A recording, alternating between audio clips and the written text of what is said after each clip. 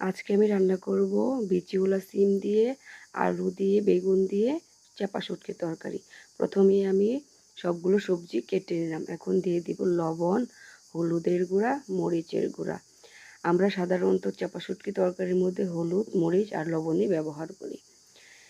এখন দিয়ে দিব অল্প একটু পানি সিদ্ধ হওয়ার জন্য। এই তো তরকারিটা বসিয়ে দিলাম। এখন ভালো করে নেড়েচেড়ে মশলার সাথে সবজিগুলো মিশিয়ে নেব।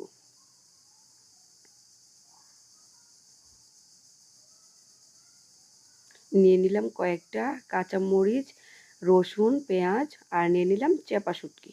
নিয়ে ভালো করে ব্লেন্ড করে নিব। তরকারিতে দিয়ে দিলাম কাঁচা টমেটো। কাঁচা টমেটো দিলে চাপা শুটকির তরকারিটা খেতে খুবই ভালো লাগে।